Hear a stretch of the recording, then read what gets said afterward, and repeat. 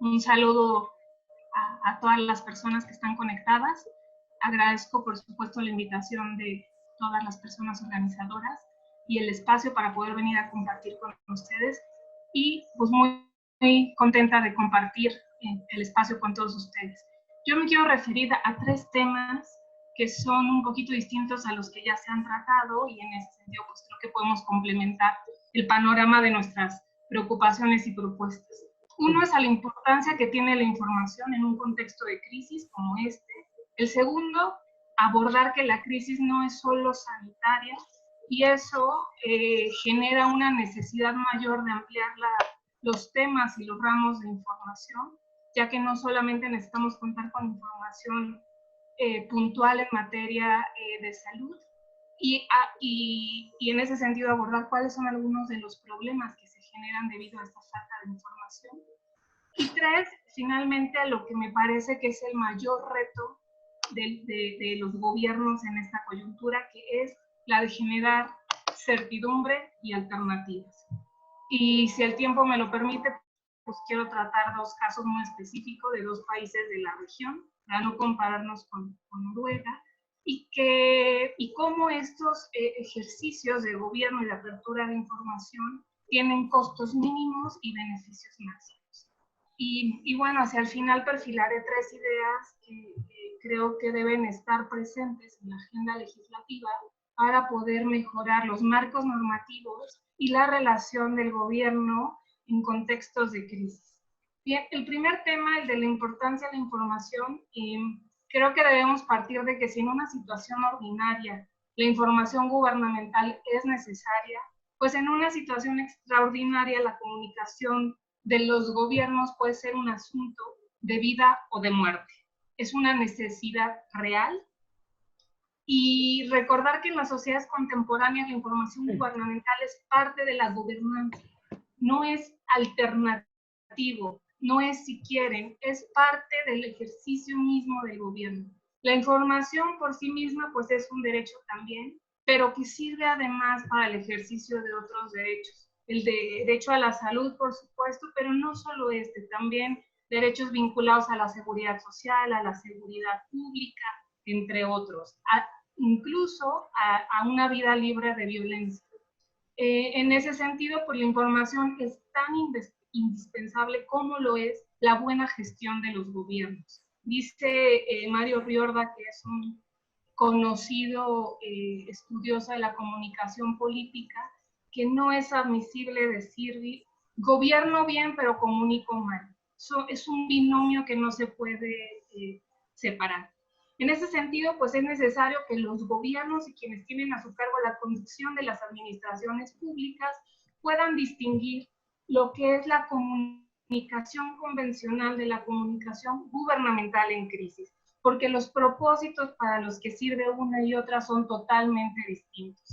Cuando la comunicación en crisis, cuando la comunicación gubernamental en crisis se politiza, hay un problema grande, porque se pierde la capacidad de acción de la comunicación, es decir, su eficacia. Los mensajes no llegan o no se transmiten como se tienen que comunicar.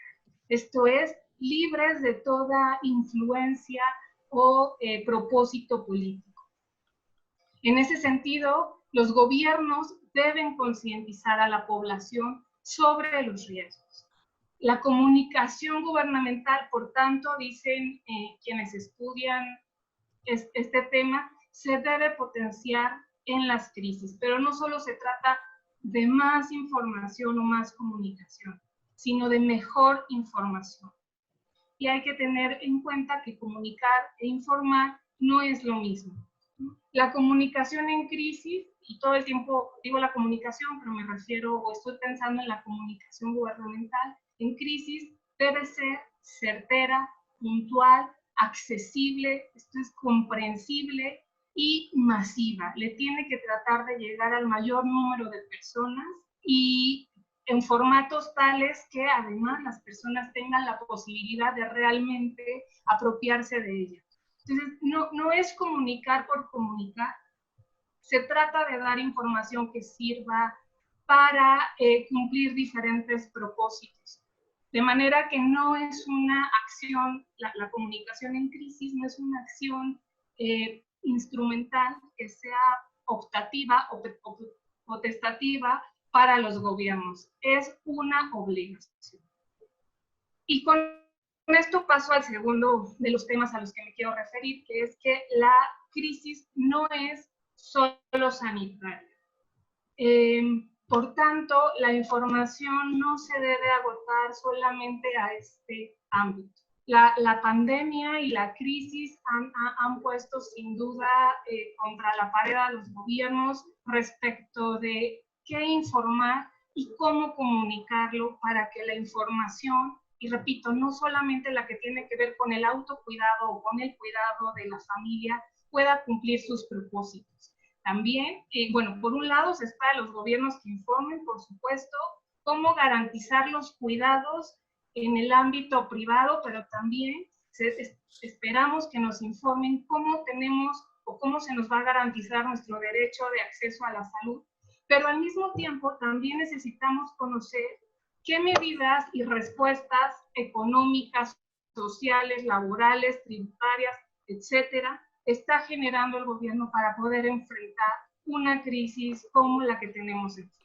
De manera que se trata de dar información, pero también, y me parece muy importante, se trata de que los gobiernos den calma a la población. Y esto no debe entenderse como un no pasa nada. En todo lo que he tratado de exponer, creo que el eje rector es que la información tiene que ser verídica, confiable, actualizada y muy precisa, pero dar calma en el sentido de las medidas, de lo que está haciendo el gobierno para enfrentar tanto la situación de crisis, que en este caso es una pandemia por enfermedad, como los efectos que esa crisis va a tener en toda la población.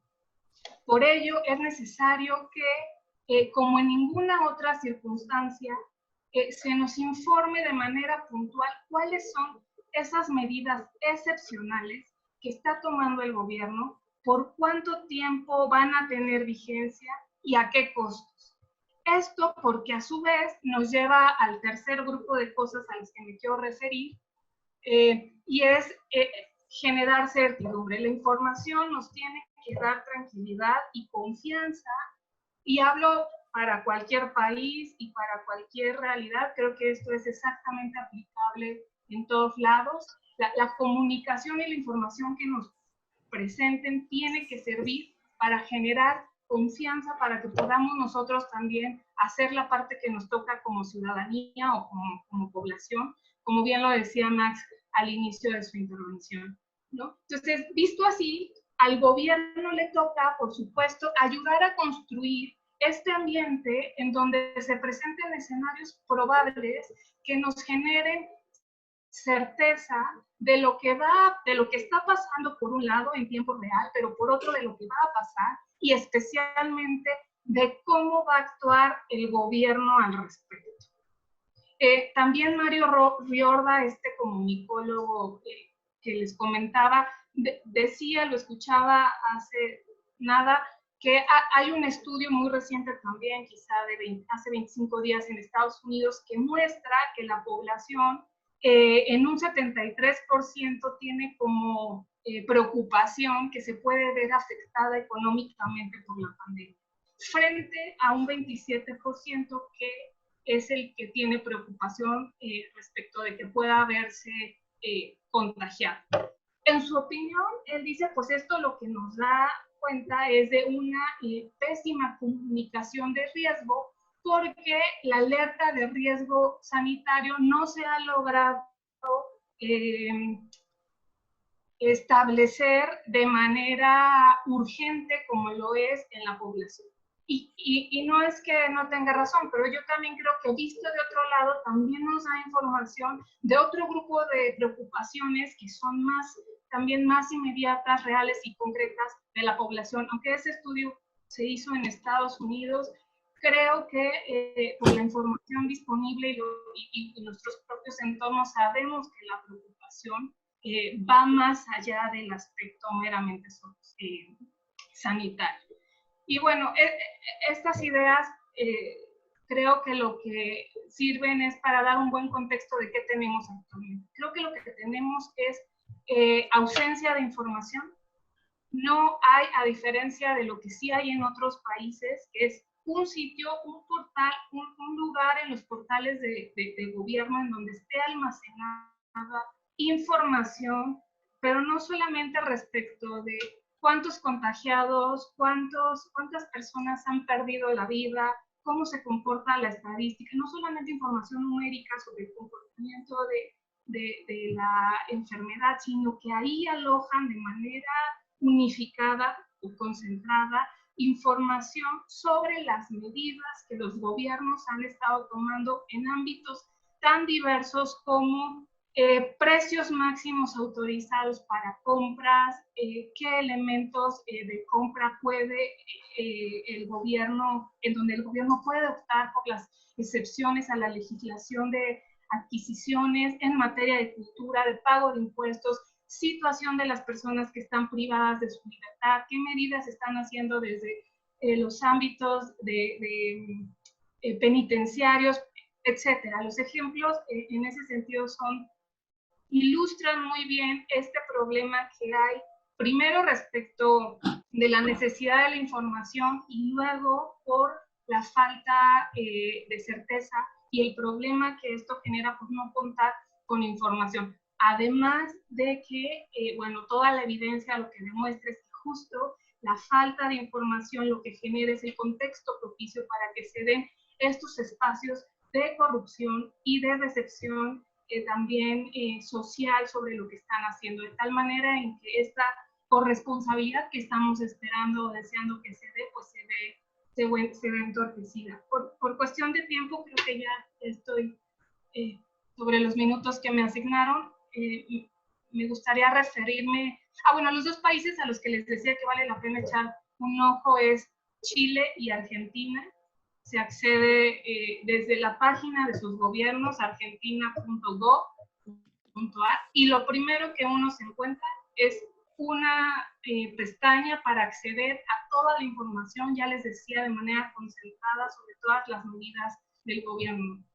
A mí me parece que es deseable y posible, técnicamente además muy económico, que lo que hable ahorita respecto de la conducción del gobierno sean las medidas, la información y las herramientas, más que los discursos. Y eso solamente se va a poder tener en la medida en que exista un lugar en donde estén disponibles de manera permanente y actualizada, pues todos estos elementos. En cuanto a la agenda legislativa, a mí me parece que justo esta coyuntura, además de los temas que ya han dicho, nos debe plantear llevar a retomar y finalmente aprobar un pendiente legislativo que existe desde el 2008, que es la emisión de la Ley General de Comunicación Gubernamental, o como se llame, pero a la regulación reglamentaria del artículo 134 constitucional, especialmente en dos cosas. Uno, respecto del uso de los tiempos del Estado en tiempos de crisis, y a las obligaciones especiales que tienen que tener respecto de eso los concesionarios y los permisionarios para poner más tiempo a disposición del que ya ponen. No hay que olvidar que son concesiones, que ellos explotan algo que es del Estado, por tanto de todos nosotros, y que si en algún contexto hace sentido que ellos colaboren de manera distinta a como lo hacen ordinariamente, pues es en un contexto como este. Y también en esta ley podría ponerse este otro conjunto de obligaciones que se refieran a publicar, a la obligación de que los gobiernos publiquen todas estas medidas gubernamentales sobre áreas estratégicas que están tomando para atender las emergencias y que ello vaya acompañado de los dictámenes presupuestales o de los impactos presupuestales o de las prospecciones, porque sabemos que una emergencia pues también altera una programación presupuestal y que se tiene que quitar dinero de algún lado para ponerlo en este otro donde se necesita. Y finalmente, aunque también ya lo decía alguien antes que yo, es necesario actualizar la ley de adquisiciones y todas las compras del Estado y las obras públicas especialmente en relación a la regulación de las excepciones, porque también, como ya lo dijeron, las excepciones que fueron creadas pensando en otros contextos se han vuelto la situación ordinaria y la regla. Entonces, vivimos permanentemente en este ámbito de la excepción y justo eso pierde sentido, toma otras características cuando sí estamos en situaciones excepcionales como en las que ahora nos encontramos. Muchas gracias por su tiempo.